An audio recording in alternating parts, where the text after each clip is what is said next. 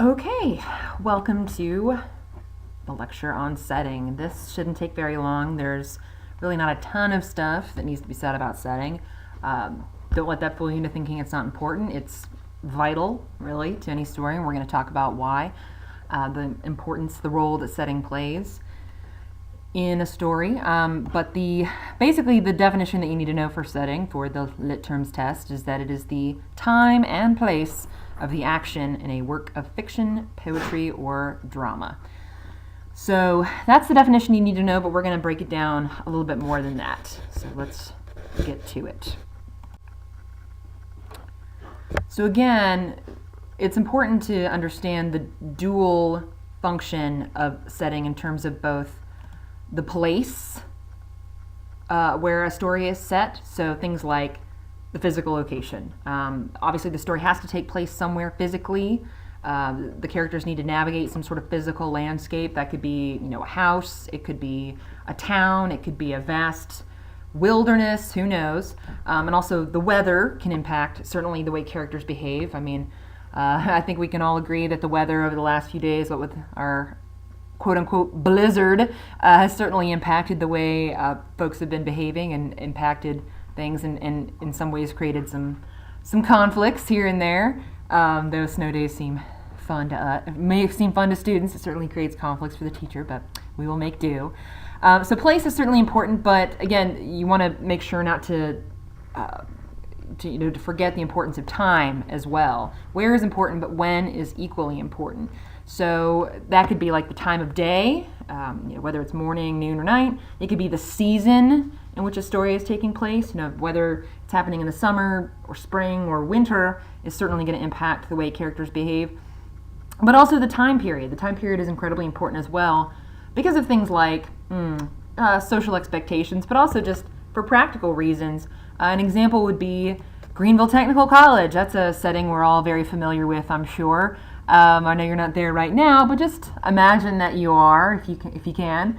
We're all pretty familiar with that setting, and it certainly has an impact on the way we behave. But something to keep in mind is that if you were at the Greenville Technical College campus 50 years ago, it would not look like this at all. It would be something very different. In fact, maybe you were aware of this, maybe not.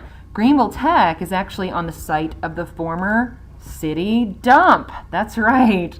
If you were at Greenville Technical College's campus 50 years ago, you would actually be sitting on a giant pile of garbage because it was the Greenville city dump. The dump is still there, actually. It's been covered up with dirt and grass and has a school on top of it.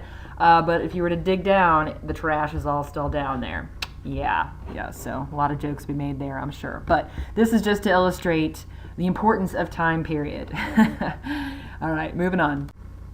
So what role does setting play? Well, besides the obvious, the story needs to take place somewhere. It can't exist in a vacuum. The characters need to be somewhere because, like we've talked about, stories need to follow a lot of the same laws of space and time that we do. Like, we have to be somewhere. You're somewhere right now. Besides the obvious practical function, it also can act as a real source of conflict for characters, but also a source of motivation. So again, just like in real life, the setting a character is in can provoke certain behaviors in them. It can lead them to act in certain ways that they might not act in a different setting. That's true of people as well. The way you behave at school, for example, is not at all probably the way that you behave at home or at the mall or at church or at the movies or whatever. It provokes certain actions in you, certain behaviors in you, and that's just human nature.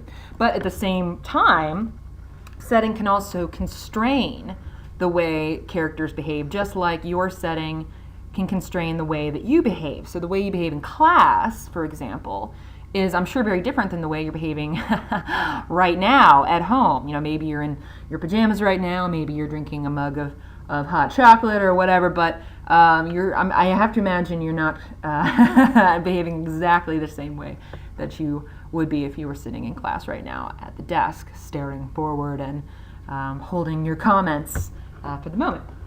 So characters are the same way. The setting they're in can provoke them to act in certain ways, but can also limit their range of behaviors. Again, time period can play a role in that too because of certain societal expectations. And so conflict can happen when the environment, the setting forces characters to act, to deal with that conflict, or when they go against the expectations of the setting and maybe kind of resist those constraints. So I'm sure you can think of a couple of stories so far where that's been the case. Hopefully, you're starting to see the big picture of how these different elements work together. They do not exist independently of each other. They all feed into each other. They're all equally important.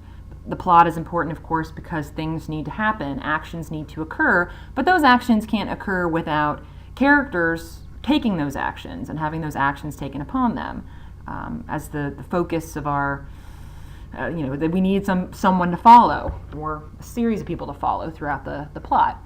But those things need to occur somewhere. The characters need to be somewhere, they need to be acting somewhere and some time, but also the setting can help drive the plot and, again, provoke and constrain the characters to act. So it really is a huge overlap between these elements. So hopefully you're starting to see how they all fit together and how they function together within the realm of the story.